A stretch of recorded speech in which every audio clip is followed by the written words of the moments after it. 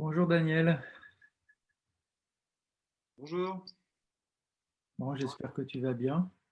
ça va? Alors, je regarde si je peux retrouver sur ma page Facebook notre direct.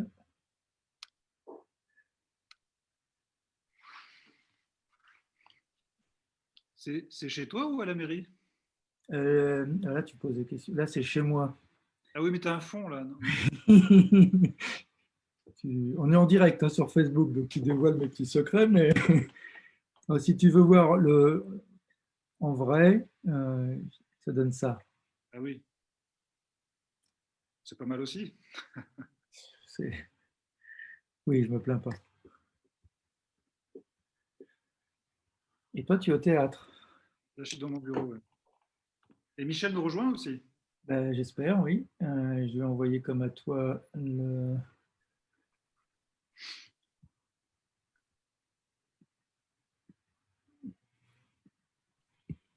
le mail. Je regarde un petit peu si on apparaît là. Ah bah, il y a Akima qui est arrivé, bonjour. Fabienne qui est en ligne aussi.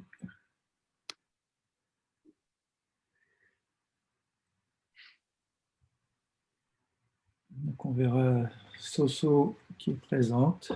Bonjour, il y a du monde qui arrive. Je ne sais pas si tu peux suivre. Toi, non, tu es sur Zoom directement, donc tu ne dois pas voir sur la page Facebook. Moi, Non. je vois les personnes, Siam Barzan qui est là. Même si Donc, les personnes arrivent au fur et à mesure. Je vais peut-être appeler Michel pour vérifier qu'il se connecte bien. Et puis, dans une minute, on va commencer.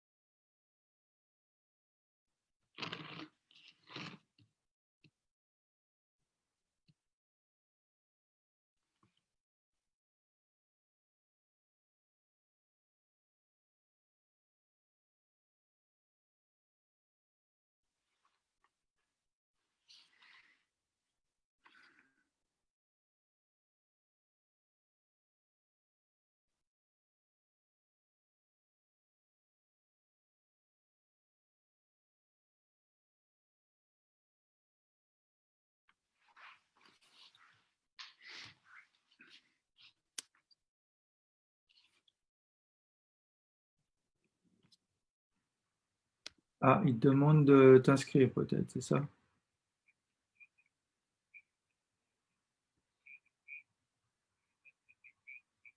Ouais. Ouais, t'avais un numéro de mot, t'as un mot de passe là, dans le message que je t'ai envoyé. Tu le mets dans Password et puis c'est bon. C'est que ça. Voilà. Bon, bah, à tout de suite. Ah, bah, je vais rallumer le son. Bon, Michel arrive, il n'avait pas vu qu'il y avait un mot de passe. Pas de ma faute, ça me l'a mis automatiquement. Donc, bienvenue à toutes et tous. Bonjour Martine, bonjour Razel, bonjour Zora, bonjour Suzanne.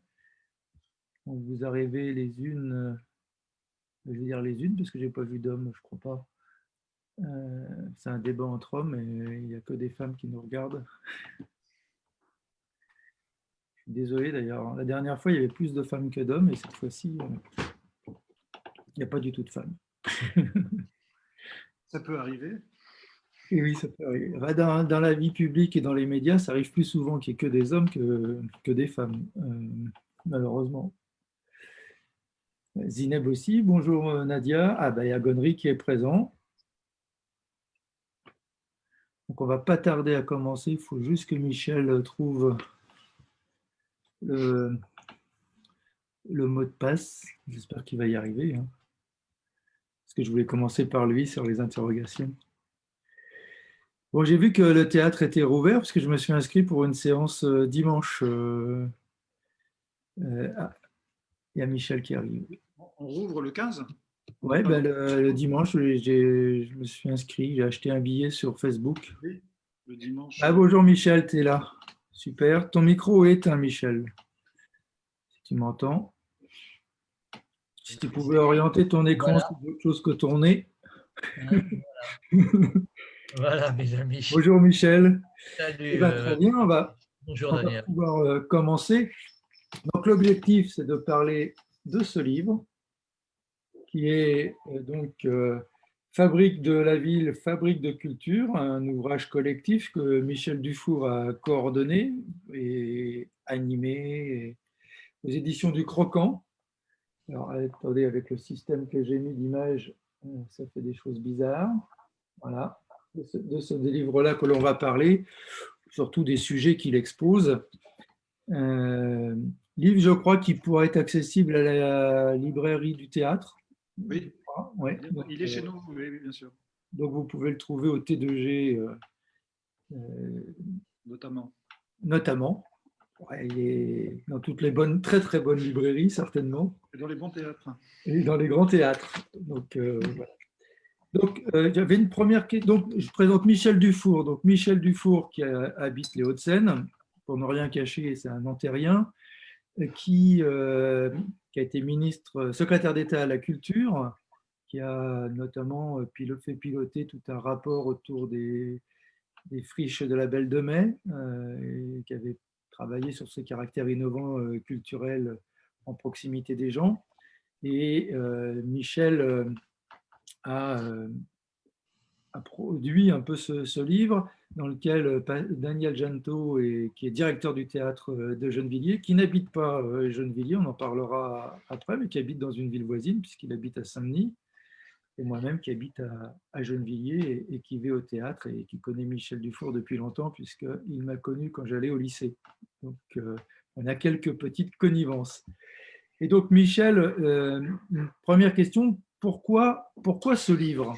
Pourquoi Fabrique de la ville, fabrique de culture, et que tu as fait ce travail un peu d'arrache, enfin, long et méticuleux d'aller interviewer plusieurs maires. À toi, Michel.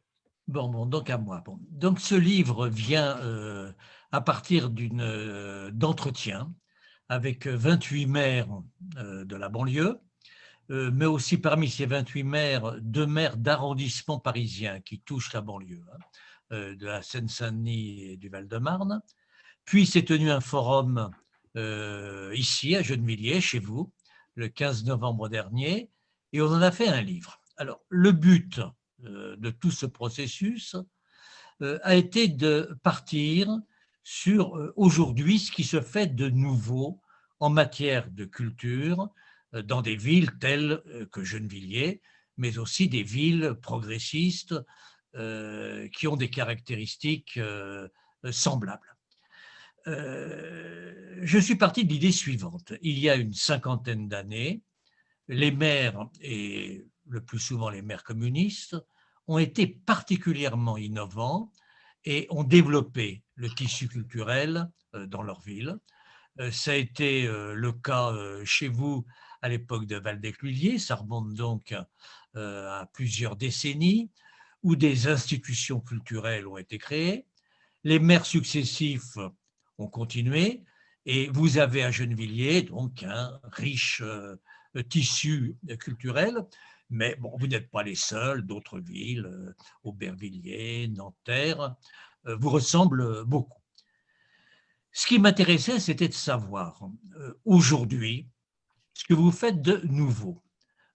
Comment finalement, en liaison avec cet héritage, avec ce passé, qu'y a-t-il de neuf, de produit?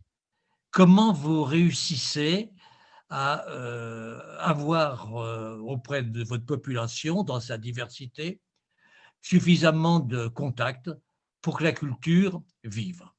Ça a donc donné cette expérience, cet ouvrage, et j'avoue que j'ai été très agréablement impressionné par la volonté de la plupart des maires communistes, front de gauche, progressistes, de poursuivre finalement cet héritage et de considérer qu'il ne saurait y avoir de citoyenneté, de démocratie au sens plein du terme dans une ville s'il n'y a pas une présence des artistes de la culture. On ne peut pas avoir des citoyens qui soient véritablement en attente de ce que pensent leurs voisins, de comment la ville est finalement gérée, comment savoir vivre avec des personnes qui n'ont pas les mêmes origines, qui n'ont pas les mêmes itinéraires, sans qu'on ait soi-même une approche culturelle, mais au sens plein du terme des problèmes, pour enrichir son propre vocabulaire, savoir regarder ce qu'il y a autour de soi, savoir entendre des sons nouveaux. La culture est quelque chose de très large, ce n'est pas simplement d'aller fréquenter des institutions culturelles, tant mieux si ça se fait, mais c'est comment placer la culture au cœur de la vie quotidienne d'une ville. Et je crois qu'à Gennevilliers, vous l'avez quand même assez bien fait. Alors, il y a plus de villes que Gennevilliers dans l'ouvrage, tu en as rencontré beaucoup. Et je voulais te poser cette question-là. Qu'est-ce qui t'a le plus marqué, en fait, à partir de cette expérience, rencontre de maires, l'ouvrage, les personnes qui ont écrit dedans aussi, en plus des personnes que tu as rencontrées? Qu'est-ce que tu retires de plus marquant, en fait? Quelle serait la question la plus marquante pour toi? La question la plus marquante, c'est cette volonté de penser le développement culturel là où sont les gens. Il y a beaucoup d'institutions qui fonctionnent de manière très ouverte, qui ont su se renouveler, ne pas tomber dans la routine, mais nous savons bien que ça ne suffit pas. Si une ville n'est pas en mesure, par sa politique culturelle, de faire en sorte que, au plus près des gens, dans un centre social, dans un lieu de santé, dans un office HLM, est-ce qu'on se préoccupe ou non d'avoir des actes culturels? Et ça, beaucoup de villes y arrivent. Je prends un exemple très concret, d'avoir des artistes qui soient en résidence dans une ville, qui se mêlent au plus près de la population, qui font en sorte que leur message culturel ne soit pas simplement situé dans des lieux qui sont dédiés à ça, mais qui parcourent la vie de tous les jours. C'est ça qui se fait aujourd'hui dans maints endroits, et c'est ça qui m'a le plus impressionné. Alors, je suis obligé de prendre un exemple local, hein, le vôtre, à Gennevilliers, que je connais bien. Ce qui s'est fait autour de Trésors de banlieue, ce qui s'est fait avec des responsables de quartier, avec les jeunes, ce que vous avez su en tirer, c'est remarquable. Parce que ce n'est pas simplement de réaliser une exposition et d'attendre que des gens y viennent, c'est comment créer une dynamique qui, dans toute sa démarche, donne confiance dans la culture, dans une population à la culture, qui fait qu'on cherche à se l'approprier, qu'on n'est pas simplement un consommateur, mais qu'on s'en sert pour mieux voir et comprendre le monde. C'est ça qui m'a le plus marqué. Merci Michel. Alors je vais me tourner vers Daniel. Enfin, me tourner, c'est vite dit, parce qu'on n'est pas l'un à côté de l'autre.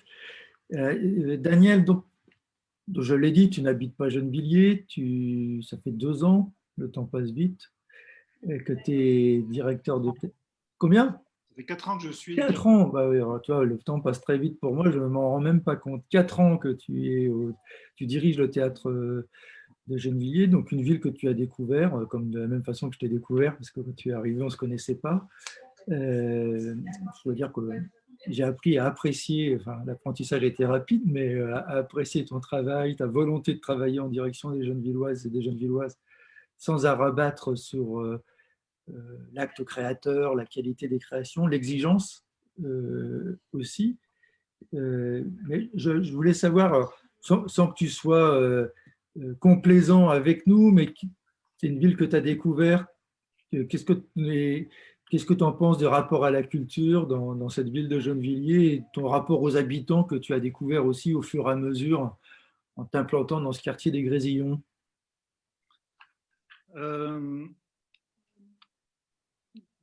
que tu l'as dit, je vis à Gennevilliers, à Saint-Denis. J'habite à Saint-Denis depuis 30 ans.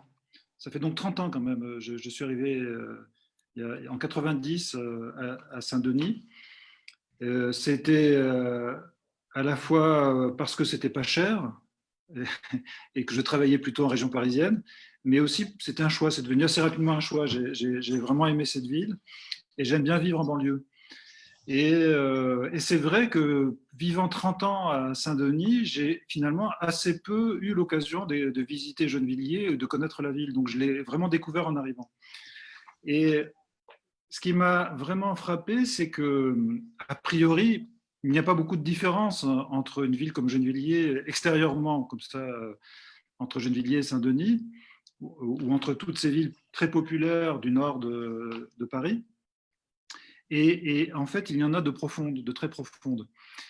Mais c'est des différences que je découvre en rencontrant les habitants de Gennevilliers. Et en venant, en traversant le territoire d'ailleurs, parce que je viens en vélo tous les jours, je traverse la Seine, je change de département et j'arrive à Gennevilliers. Et il y a une différence très palpable dans le sentiment, dans la perception, le sentiment qu'on a dans la ville entre les deux territoires. J'aime toujours Saint-Denis, c'est une ville vraiment, une ville-monde populaire, foisonnante, compliquée, pas en très bon état. Mais ce qui m'a frappé à Gennevilliers, alors je fais un peu un détour, je ne réponds pas directement sur ma perception des Gennevillois, mais ce qui me frappe à Gennevilliers, par exemple, c'est la stabilité de la population qu'on sent. Il y a des Gennevillois, les Gennevillois que je rencontre habitent là souvent depuis longtemps. En tout cas, ils sont installés et n'ont pas spécialement envie d'en partir. Alors qu'à Saint-Denis, tout le monde a envie d'en partir, plus ou moins. Il n'y a qu'à voir d'ailleurs l'activité immobilière. Il y a beaucoup plus d'offres d'achat, de location à Saint-Denis qu'à Gennevilliers. À un moment, j'avais regardé, j'avais envie de déménager, peut-être m'installer à Gennevilliers. C'est difficile de trouver quelque chose parce que c'est stable, disons. Alors, c'est une ville plus petite, avec la population est moins importante, moins nombreuse. Mais Gennevilliers m'apparaît aujourd'hui un peu comme une ville refuge. C'est une ville où on peut trouver une forme de protection, de refuge, de relative sécurité, qui est peut-être liée aussi à la forme de la ville qui est prise dans une boucle de la Seine, c'est une île. L'insularité relative de Gennevilliers a sans doute quelque chose, enfin influe d'une certaine façon probablement, et en plus c'est une ville qui est à une frontière de département, à une extrémité d'un département. Donc c'est à la fois une ville, comment dire, excentrée et prise dans une boucle. Mais ça génère, et sans parler de la particularité de Gennevilliers qui est d'avoir une forte activité professionnelle, industrielle, et donc une population qui, je crois, trouve un travail à proximité de la maison. Enfin, toujours est-il que ça a défini une atmosphère, un sentiment, une perception. On est, je trouve, moins exposé à Gennevilliers qu'on ne peut l'être dans d'autres villes. Alors, ça génère à la fois des choses qui sont très agréables, très porteuses pour nous, et en même temps aussi une forme de, peut-être parfois de repli. Le danger, ça pourrait être que Gennevilliers soit une ville dortoir, disons, où on vit bien, mais on ne bouge pas trop. Pour ce qui est de notre mission dans la ville, au fond, puisque c'était un vrai choix d'être candidat à Gennevilliers, je n'ai été candidat nulle part ailleurs, je voulais être candidat ici, parce que le théâtre m'intéressait et parce que cette ville, ce territoire qui s'apparente finalement au monde dans lequel je vis depuis si longtemps, moi-même étant d'origine ouvrière, je me disais que prendre la direction, la responsabilité d'un théâtre public, c'était aussi agir dans le cadre de ce territoire.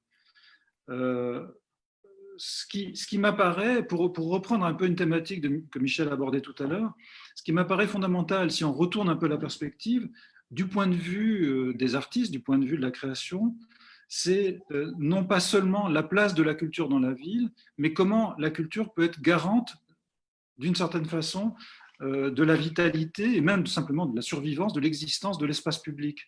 Comment le partage des œuvres ouvre un espace commun où les personnes, la population, les citoyens se rassemblent pour rencontrer l'univers, une histoire, l'œuvre d'un poète, l'action des artistes, des comédiens, etc. Comment finalement l'établissement théâtral est en soi un espace public qu'il faut maintenir ouvert et qui est un peu le garant et l'un des lieux de défense actifs de ce que j'appelle l'espace public et qui, pour moi, est absolument fondamental. C'est l'un des aspects de notre société qui me paraissent à la fois très menacés aujourd'hui. Je trouve que l'espace public, globalement, est mis en fragilité, en danger. Il faut le défendre, il faut le faire exister. Et un théâtre public comme celui-ci, mais comme tous les autres théâtres publics, hein, le théâtre de Gennevilliers est un centre dramatique national qui est un label national soutenu par l'État, par la ville et par le département. C'est un espace public qu'il faut soigner et construire, élaborer, faire évoluer aussi. Il faut le changer pour qu'il soit toujours plus ce garant de cet espace où les individus peuvent, qui permet aux individus de sortir de chez eux, c'est-à-dire de sortir de la sphère privée, pour entrer en communauté dans un espace de partage, de dialogue, de conflit, absolument indispensable pour qu'une société, pour qu'une civilisation, disons, existe en bonne santé. Aujourd'hui, la société française, comme toutes les sociétés occidentales, sont très affectées par un mouvement de privatisation et de repli sur la cellule individuelle. Le théâtre public c'est l'un des établissements, l'une des actions où c'est possible, où c'est un devoir de le faire. Le théâtre de Gennevilliers doit être un vrai espace public au sens fort. Alors, dans le livre, là, il y a un moment, tu dis dans ce que tu as écrit, tu as écrit 3-4 pages, hein, tu dis il y a une différence fondamentale entre le partage de l'aventure collective par la création et la consommation de la culture. Non que la création soit plus importante que la culture, mais disons qu'il n'y a pas à se faire de soucis pour la culture, et il y en aura toujours.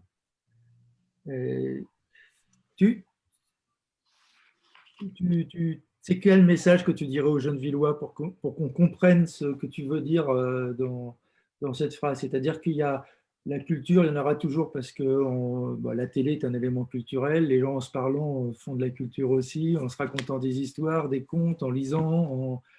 La culture, c'est vague, disons, on peut en mettre à peu près n'importe quoi là-dedans. Mais c'est très bien, c'est très important. C'est toute civilisation, toute forme de collectivité humaine a développé une culture, évidemment. Mais la culture, au sens comme ça très diffus, très large, c'est ce qui rassure, c'est ce qui nous conforte. Ça peut être par exemple identitaire, la culture française, la culture bourguignonne, la culture normande. Normande ou de toute origine qu'on veut, ou une certaine idée de la culture, etc. C'est une référence, c'est la chose finalement, c'est notre socle, c'est ce qui nous conforte, c'est ce qui nous... En ce moment, c'est une chose qui est mise en question et d'une façon très intéressante, puisque la culture française contemporaine, elle est complexe. Le plat préféré des Français pendant pas mal d'années, c'était le couscous, selon les sondages. C'est chouette, c'est très intéressant. C'est fait partie de la culture aussi. Donc la culture, c'est notre socle et c'est ce qui nous rassure. La création, c'est ce qui dérange, c'est ce qui doit déranger. C'est-à-dire, ça a toujours été comme ça. L'apparition d'un objet nouveau. Comment, à partir d'un présent commun, un artiste produit quelque chose d'inédit, une pensée, une fulgurance, un rapprochement, un raccourci. Comment, dans des formes esthétiques, dans une pièce de théâtre, dans une peinture, dans une musique, quelque chose de ce qui nous arrive en ce moment se synthétise et se synthétise en un objet qui agit sur nous, qui nous choque, qui nous surprend par des effets complexes de miroir, de distorsion, de provocation, etc. Donc, si je t'entends bien, ça veut dire que parfois, si je ne comprends pas bien des choses, ce n'est pas très grave du moment que ça ne me laisse pas insensible. C'est ça le rapport à la création. Oui, par exemple, oui, tu as raison, c'est ça. Comment dire, on est une œuvre nouvelle, le travail de la création, c'est justement de nous mettre face à des objets pour lesquels on n'est pas prêt, pour lesquels on n'a pas tout ce qu'il faut. Mais ça, c'est une œuvre importante, elle fait ça à tout le monde, y compris à ceux qui ont de la culture, y compris à ceux qui sont préparés. Il n'y a qu'à voir d'ailleurs, franchement, tout le monde le sait, l'histoire de l'art est remplie de malentendus, d'erreurs. On a célébré des artistes au 19e siècle qu'aujourd'hui on a totalement oublié, dont tout le monde se fout. Et ceux qui étaient vraiment les grands génies étaient méprisés. Personne ne comprenait rien à ce que faisait Van Gogh ou à ce que faisait Cézanne. etc. Donc, c'est normal. C'est Diderot qui disait dans une phrase extrêmement importante, extrêmement belle, d'un de ses ouvrages sur le théâtre, Diderot au XIXe siècle disait que le poème dramatique, la création d'un objet nouveau en poésie, en littérature, c'est de provoquer chez les spectateurs quelque chose comme un tremblement de terre, qui fait que la terre se dérobe sous les pieds. Que c'est pas seulement qu'on est un peu secoué, mais c'est aussi grave que ça. Et que éperdument, on ne comprend pas ce qui nous arrive face à ça. C'est le trouble. Mais le trouble, une œuvre vraiment importante produit un trouble important. L'histoire du monde est remplie de ça. Donc, c'est une grande. Vous comprenez la différence entre. Enfin, tu vois la différence qu'il y a entre, disons, comment dire, un documentaire sur les châteaux de la Loire, et là, c'est très beau, c'est très réconfortant, ou un concert de Jean-Sébastien Bach, sublime.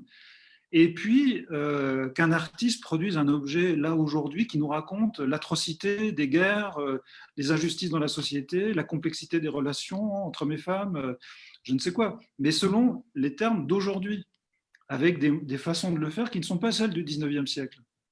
C'est ça qui est important, c'est comment produire un langage qui soit celui de notre temps. C'est ça notre mission en tant que centre de création, et c'est ça qu'on veut partager. Mais c'est ça la mission de n'importe quel artiste, au fond, ou n'importe quel directeur de théâtre. Il ne s'agit pas de célébrer le passé avec des œuvres du patrimoine, il ne s'agit pas de collectionner les chefs-d'œuvre. C'est facile de collectionner les chefs-d'œuvre. Ce n'est pas seulement de partager les grandes œuvres du passé, même si c'est très important de le faire, c'est aussi de réunir les conditions pour que ces œuvres continuent d'apparaître. À l'époque, c'est une chose que je dis souvent, mais qui est très frappante quand on y pense, à l'époque de Molière, très grande référence pour les Français, on ne jouait que du théâtre contemporain. On ne jouait jamais du répertoire, on ne reprenait jamais une vieille pièce. Une pièce, après qu'elle ait été jouée, après 2-3 ans, elle était vieille, on ne la jouait plus. Donc il n'y avait que de l'art contemporain, on ne jouait que de la musique contemporaine, exclusivement. C'est à la fin du 19e siècle qu'on a redécouvert Jean-Sébastien Bach, on a commencé à s'intéresser à la musique baroque, on s'est intéressé à des auteurs anciens, Shakespeare a été redécouvert au 19e, etc. Et c'est comme ça que, petit à petit, la société contemporaine actuelle s'est construite sur une survalorisation du passé, nécessaire parce que le passé est rempli de trésors, évidemment, au détriment d'une expression présente. Qui aujourd'hui s'intéresse à la musique contemporaine ? Qui se passionne pour le théâtre contemporain ? Monter une pièce, pour un metteur en scène comme moi, c'est beaucoup plus facile de trouver une production, des coproducteurs, des acheteurs, de tourner dans le pays et partout dans le monde. Si je monte un Molière, si je monte un jeune auteur contemporain écrivant une pièce sur notre présent, c'est beaucoup plus dur. Moi, je sais que j'avais une pièce qui m'avait marqué. Alors, c'était pas toi qui dirigeais le théâtre, je suis désolé de faire ça comme ça, mais personne n'est parfait. Une pièce de David Bobby. Et puis, on est devenu Bobé. Bobé, oui. Qui est maintenant directeur du théâtre de Rouen et qui avait fait la pièce de théâtre, c'était Pourquoi nous avons peur de nos enfants. Elle m'avait marqué parce qu'elle résonnait. D'abord, elle était très belle d'un point de vue mise en scène, mais elle résonnait avec l'actualité, les émeutes urbaines, les difficultés qu'on a avec la jeunesse, les bagarres entre jeunes, etc. Et c'est vrai que bon, ça correspond à ce que tu dis. C'était une pièce de théâtre qui a résonné avec notre actualité, mais il peut y avoir d'autres pièces qui résonnent, parce que là, c'était un peu facile, je dirais presque, cette résonance. Parfois, la résonance, elle n'est pas si simple dans une pièce que tu montes, que tu montres. Par exemple, je suis allé voir la dernière pièce que tu montes, elle n'est pas forcément en résonance avec l'actualité de façon aussi nette. Ou en tout cas, je ne la trouve pas forcément. Non, mais c'est sûr, mais la création, la création en soi, comme manifestation humaine, comme geste anthropologique, disons premier, n'est pas forcément liée à l'actualité. Justement, c'est aussi quand même des trouées vers d'autres dimensions de l'existence, vers la vie profonde, vers le rêve, le délire imaginant. C'est bien sûr. C'est aussi certains très grands chefs-d'œuvre sont des choses complexes, énigmatiques, incompréhensibles, inexplicables. Par exemple, il y a un tableau, je pense à un tableau du XVIe siècle d'un peintre vénitien qui s'appelle Giorgione. C'est un peintre très célèbre, une peinture très célèbre qui s'appelle La Tempête. Elle est à Venise à l'Académie. Donc c'est un tableau qui fait partie du patrimoine. Ce tableau, personne ne sait ce qu'il veut dire. On ne comprend rien de ce tableau. Il y a une femme nue qui allait un enfant, un soldat dans un coin, un ciel orageux avec un éclair, une architecture blafarde, un paysage avec un très tumultueux. Ça ne représente rien de précis, on ne sait pas ce que c'est. Et pourtant, ce tableau est fascinant. Et il fascine depuis des générations. C'est l'une des œuvres les plus importantes qui soit conservée à Venise. Et pourtant, c'est un petit tableau qui ne dit rien de précis. Et ben, c'est ça aussi la création. C'est l'énigme, c'est quelque chose qui s'ouvre. Ou la Joconde, par exemple, c'est un tableau qui représente une femme, c'est tout. On ne sait pas trop si elle sourit vaguement. Et en même temps, c'est un tableau qui n'en finit pas d'apparaître. Il émerge de la pénombre du fond, et il est modelé par la lumière d'une façon extraordinaire, inexplicable. Bon, on l'a trop vu, c'est devenu un poncif, etc. Ça reste un tableau extraordinaire, ça reste une apparition en cours et éternellement en cours. Un visage apparaît, quelque chose de l'effigie même de l'espèce humaine apparaît dans cette œuvre. C'est mystérieux, ça ne dit rien de précis, il n'y a pas de discours, il n'y a rien sur la fracture sociale ou sur l'état de la planète. C'est quelque chose qui se manifeste, qui est fondamental et inexplicable. C'est ça aussi notre domaine.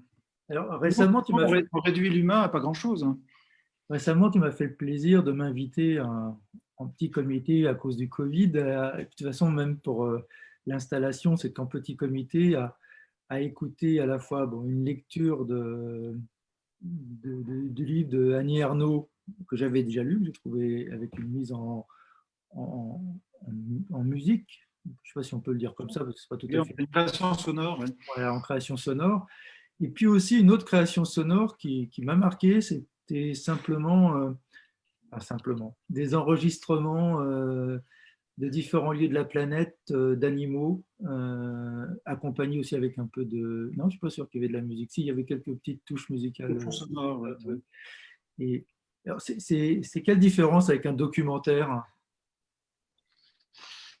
Moi, j'ai beaucoup aimé, hein, parce que le temps qu'on s'installe, on s'assoit, on écoute et on part. Mais écoute, pour moi, c'est toute la différence qu'il y a entre la transmission du savoir, la transmission d'une information, d'un ensemble d'informations, et l'expérience. En fait, ce que tu as vu, c'est une installation sonore qu'on a présentée avec l'IRCAM, du Centre Pompidou. C'était l'œuvre d'un artiste qui a prélevé des sons dans l'espace naturel des forêts primaires à différents endroits du monde. Et au fond, avec un système d'enregistrement extrêmement fin qui permet de restituer vraiment l'espace, c'est-à-dire l'immersion dans le milieu naturel, avec des sons qui viennent de partout. Et au fond, c'est aussi ça qui pourrait définir la création, si tu veux, ou de la consommation de la culture. C'est que dans le moment de la création, on vit une expérience, mais comme on vit des expériences dans la vie. Moi, ce qui m'a frappé, je ne peux pas dire ça de beaucoup d'œuvres, mais je sais que ça m'est arrivé très jeune, à l'époque où je ne faisais pas de théâtre, de me retrouver face à des spectacles, quelques-uns, qui ont été si forts pour moi qu'ils ont été si forts qu'ils ont atteint le niveau d'impact de la vie, comme s'il m'était arrivé quelque chose. C'était aussi fort qu'un accident de vélo ou la mort de ma grand-mère. Ça s'est installé dans ma vie au même plan, sur le même plan, au même titre, comme une expérience. Un peu traumatique. D'ailleurs, les grandes expériences en termes esthétiques, émotionnels, culturels, s'apparentent souvent à des formes de traumatisme. Il faut s'en remettre, on y repense, on est dérangé.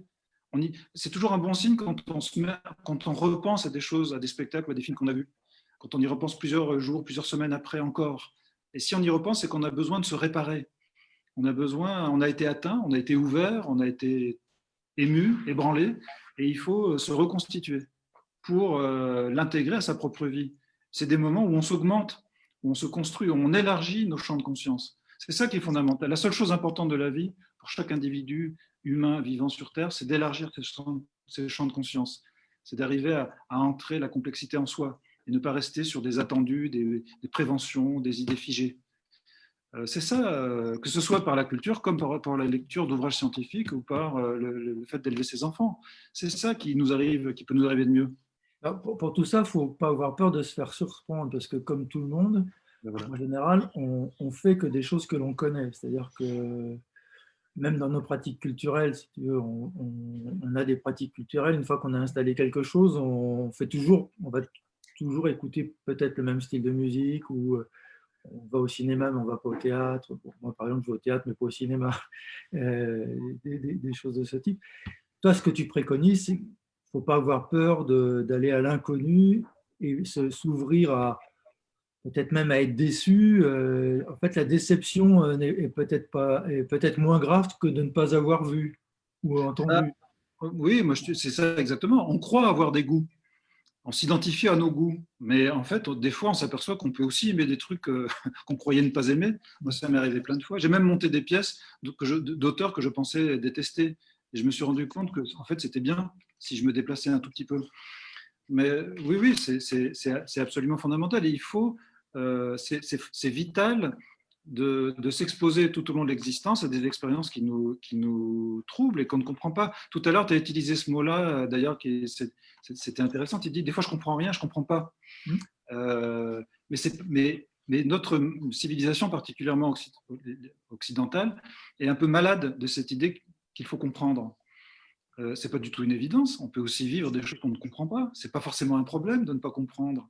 Ce primat de l'analyse, ce primat du rationnel, Ouais, disons. mais ça, est-ce que c'est pas votre faute un peu, Jean de Culture? Il faut toujours que vous expliquiez ensuite pourquoi vous avez fait ceci, cela, et donc on se dit, nous, on n'a pas compris ça.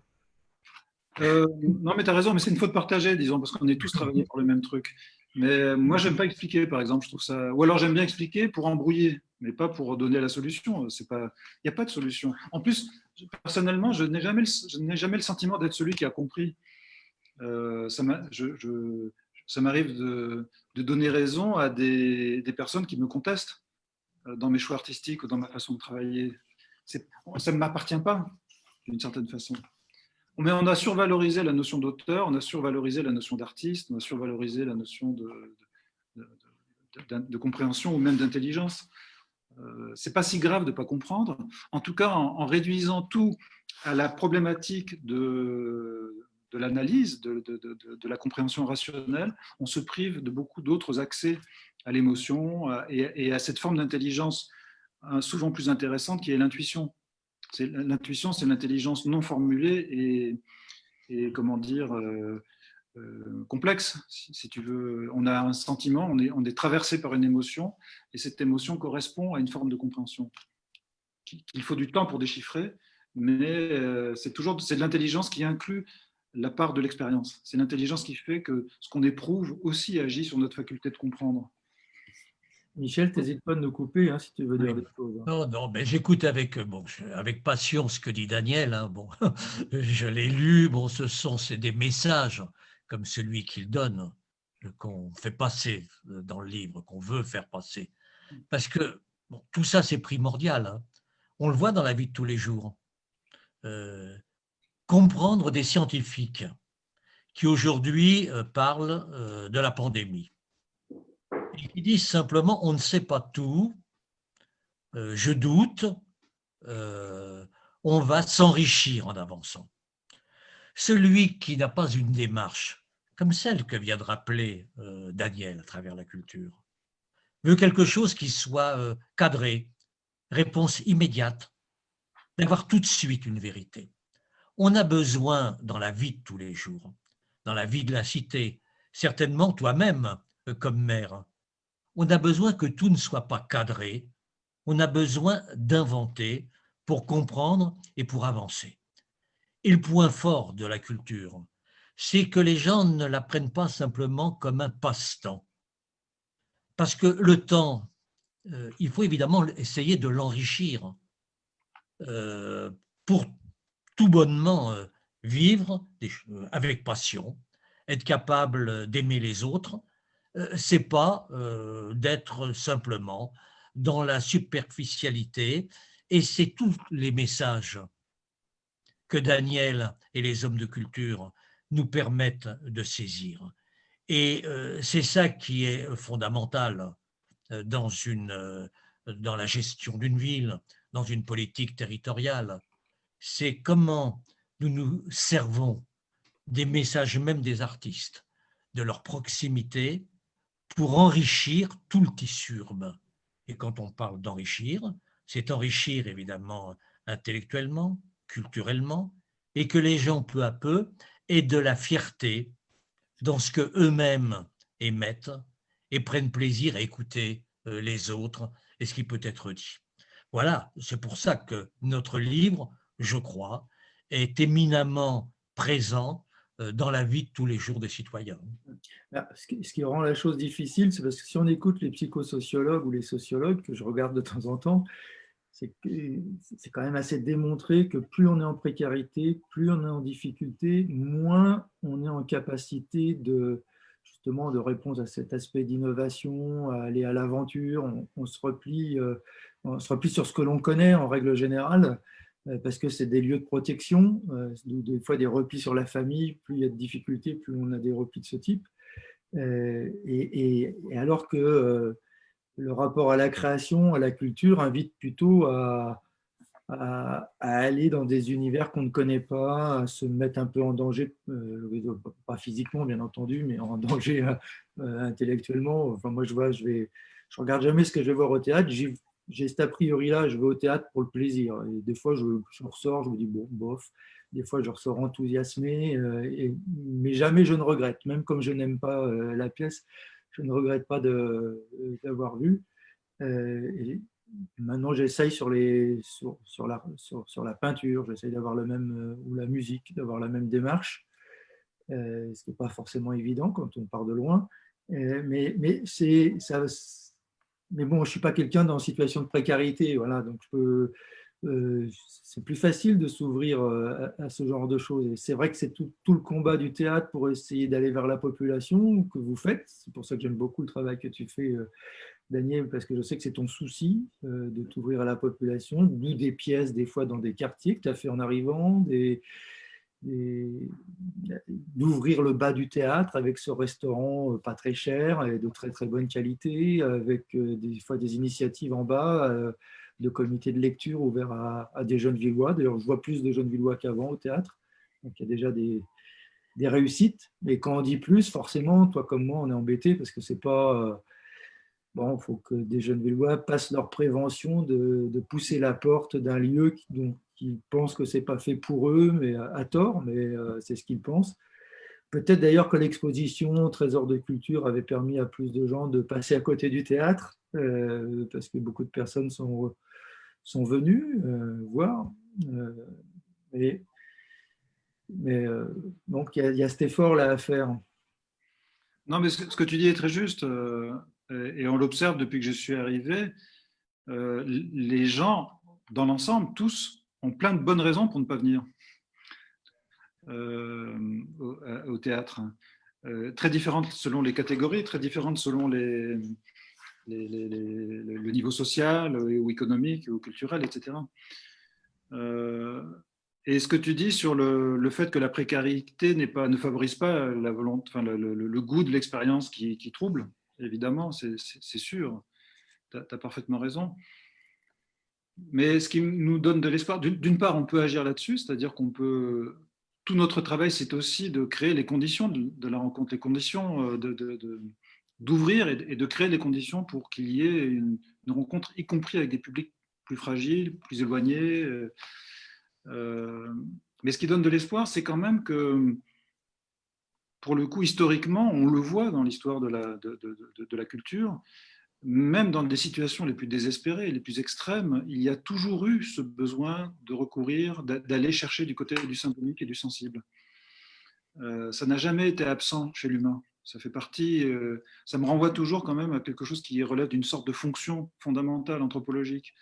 Alors, nous ne sommes pas, nous, théâtre public, forcément la meilleure réponse pour ce besoin pour tout le monde, mais il y a de la place, il y a quand même un champ d'action possible. J'y crois vraiment. Ça n'est pas une invention superficielle. Reste que notre travail est d'élargir les formes esthétiques, de travailler sur les modalités de la rencontre, sur l'accueil, sur l'hospitalité, etc.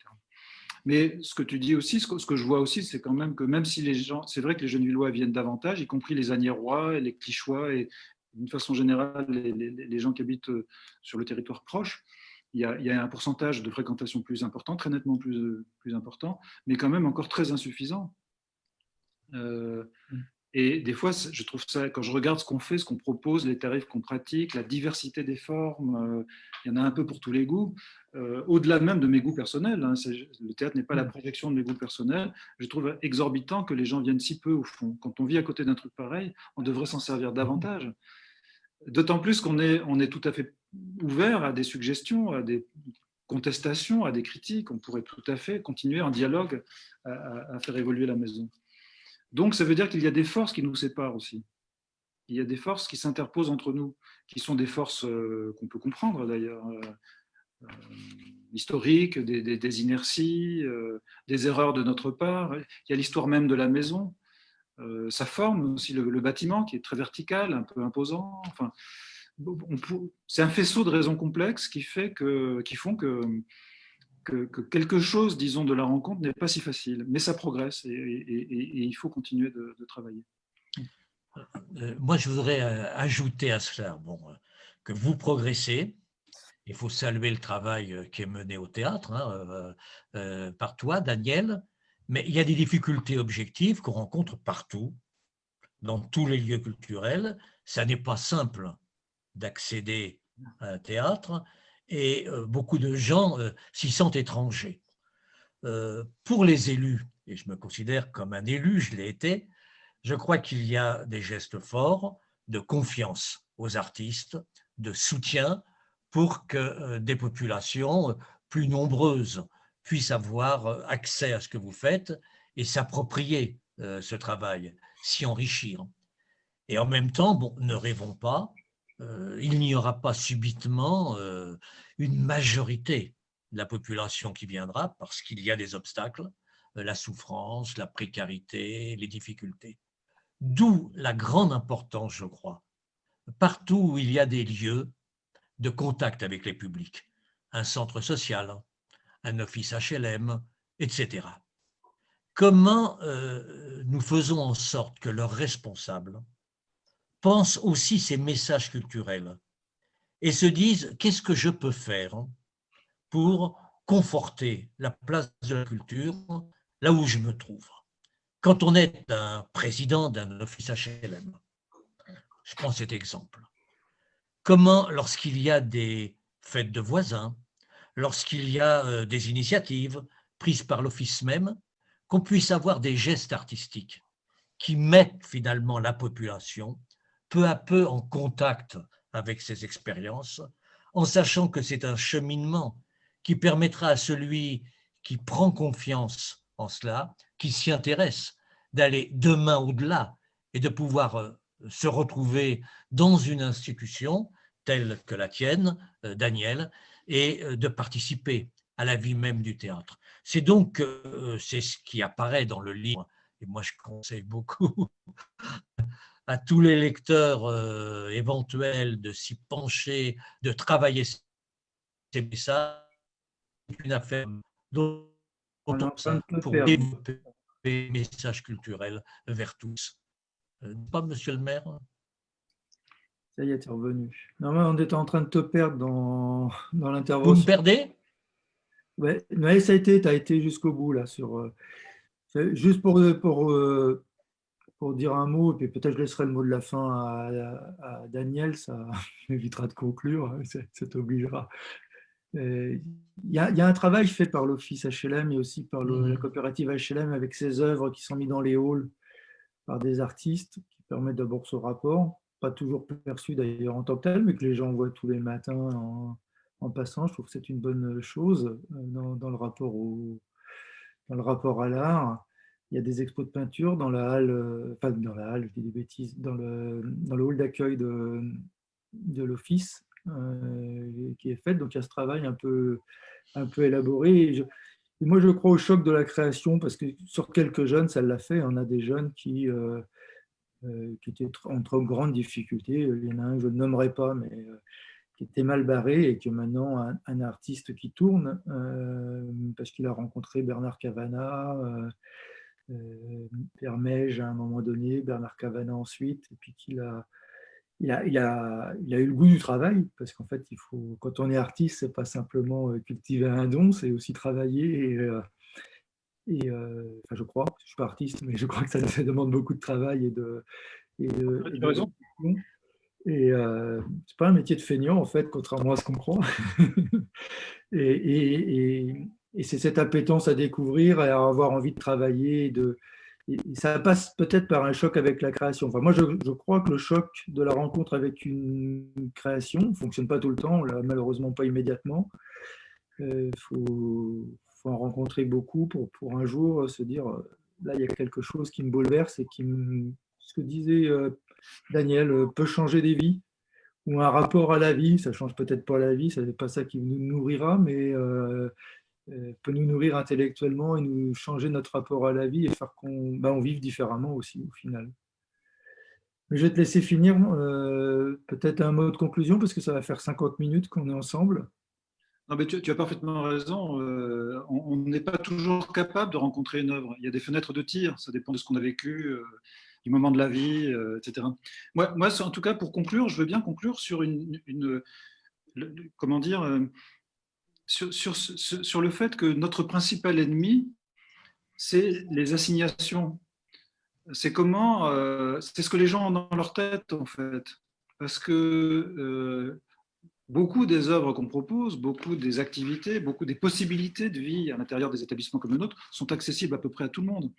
Mais ce qu'on voit, nous, de notre point de vue, quand on s'adresse aux gens, dans la rue, dans la vie, c'est cette crainte, cette réticence intégrée qui leur fait dire souvent « ça n'est pas pour moi ». Cette forme de timidité. Je pense que l'obstacle, c'est ça, c'est comment, par l'éducation, par ce que les gens reçoivent, par tous les messages qui leur sont transmis d'une façon plus ou moins subliminale, des fois d'une façon extrêmement violente, massive, tu es ça et tu dois rester là. Ça n'est pas pour toi, il y a des choses pour certaines personnes, d'autres pour d'autres. C'est-à-dire, c'est la catégorisation, au fond, des humains qui les sépare. C'est comment on catégorise les gens en leur assignant une place et à l'intérieur d'une hiérarchie.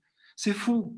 N'importe qui est doué de sensibilité, n'importe qui est capable de comprendre, n'importe qui est intelligent, plus ou moins différemment. Mais on est tous dotés de ce qu'il faut pour vivre une expérience et la partager. C'est ça le grand mensonge. Il y a eu une supercherie colossale, très ancienne, qui s'est appuyée beaucoup sur les religions sont appuyées sur ces formes de division dans certaines époques du monde. Comment on sépare, comment on stigmatise, comment on identifie les gens à un certain état de leur vie, à un certain moment, comment on a essentialisé les êtres, hein, en disant qu'il y a des êtres supérieurs, des êtres inférieurs, etc. Bon, nous, aujourd'hui, on vit un présent qui remet violemment ces choses en question. Il y a une forme de révolution très profonde, très diffuse et très invisible qui s'opère, qui pourrait s'opérer avec des contre-révolutions extrêmement nocives en cours, mais quand même, il faut qu'on arrive à s'émanciper de ces catégories, de ce qu'on nous a mis dans la tête. On est une humanité qui essaye de s'en remettre de ces siècles de séparation, de division, de hiérarchisation. C'est faux de dire qu'il y a des abrutis qui ne comprennent rien, il y a des gens plus intelligents, c'est faux. Donc on peut partager, on peut vraiment vivre ensemble des expériences fondamentales, pour autant qu'on surmonte nos assignations. Mais aujourd'hui, l'action des médias dominants, les messages de la télévision sur la culture, par exemple, cette façon de toujours sous-entendre que le théâtre c'est chiant, que certaines formes d'art sont incompréhensibles, que d'autres sont mieux, que si c'est avec une vedette, c'est quand même beaucoup mieux que si c'est des inconnus. Cette spéculation sur la célébrité aujourd'hui, par exemple, qui fait un tort infini, qui nous détourne toujours de l'essentiel. Tout ça sont des contre-forces contre lesquelles nous, dirigeants d'un théâtre public, devons nous battre. Et on voit que c'est présent dans les esprits des gens qui nous entourent, qui viennent nous voir ou qui ne viennent pas nous voir. On m'a souvent dit, mais il n'y a jamais de vedette. Si vous faisiez venir Jamel ou je ne sais pas qui, ça irait mieux. Mais voilà, c'est ces formes de spéculation qui sont nos ennemis. Donc, de fait, oui, il faut mener le combat. C'est un combat très disproportionné parce que face à nous, nous avons une industrie commerciale extrêmement agissante, extrêmement intelligente, très bien armée. Et nous battons avec finalement la certitude que ce que nous défendons fait partie de l'espèce humaine, ni plus ni moins, et que c'est indispensable. C'est tout. Ce n'est pas que c'est mieux qu'autre chose, c'est qu'on en a besoin. c'est ce besoin vital, fondamental, basique, dont on ne peut pas se passer, qu'il faut défendre, et arrêter de dire, par exemple, que les chefs-d'œuvre sont plus importants qu'autre chose. C'est important au même titre que le reste, mais c'est fondamental, ça ne doit pas être absent d'une existence. C'est ma seule conclusion. Merci. Je vous remercie tous les deux pour votre présence. Vous voulez rajouter quelque chose, Michel? Je te voyais hésiter à prendre la parole. Non? Sinon... Lisez. Oui, c'est ce que je voulais dire. Il y a beaucoup de choses. Il y a ce livre, alors il faudrait que attends, je vais retirer le fond parce que sinon on ne va jamais le voir. Hop, aucun fond. Donc lisez ce livre, mais lisez tous les livres d'ailleurs. Plus vous lirez de livres, mieux c'est. J'ai lu un livre avec Daniel, souvent, pas assez souvent, mais des fois on se conseille des livres. Il m'avait, donc c'est Jean-Baptiste Morisot, Manière d'être vivant, que j'ai lu, qui est un bouquin fait. Je ne sais pas s'il n'est pas philosophe, ce monsieur qui a écrit. Il est philosophe, oui. Il a tout d'un philosophe. Et il y a un moment, on suit une meute de loups, lui, il est en randonnée avec sa femme, ils suivent une meute de loups. J'ai beaucoup appris sur les loups et les êtres humains grâce aux loups. Et c'est vrai que c'est un ouvrage qui est sur notre rapport à la nature, notre rapport aux autres, que je résumerai en un mot. Il y a un moment donné, on dit l'homme et les animaux. Et il dit, il faudrait dire l'homme et les autres animaux. Et rien que rajouter ce mot autre change tout dans notre rapport au monde et notre rapport à la nature et à l'environnement. Donc on philosophe un peu, mais donc ça mérite de se faire un peu mal à la tête. Mais c'est ce qui fait qu'on est humain aussi, c'est d'essayer de, peut-être pas de tout comprendre, mais de travailler à la fois avec nos émotions et puis d'en tirer des conduites de vie, des conduites de rapport aux autres pleines d'humanité. Donc moi, je m'arrêterai là. En tout cas, là, celui-là. Mais il y en a plein d'autres aussi. Merci. Et puis au théâtre de Gennevilliers, vous verrez, l'accueil est sympa et il y a des choses très belles. Par exemple, on avait découvert ces auteurs japonais que nous a fait découvrir. Moi, ça m'a scotché. Je pense que tout le monde doit y aller. D'ailleurs, regardez ces auteurs japonais. Et ce que j'avais trouvé magnifique, c'est cet auteur japonais qui ne parlait pas un mot français, qui a fait une pièce de théâtre en français, parlant de vie de français, qui, moi, m'a presque ému aux larmes. Donc, vraiment, très, très belle découverte. À bientôt, allez au théâtre, peut-être plein d'autres choses, culturellement parlant, et lisez. Merci à vous deux. Merci. Merci. Au revoir. Au revoir.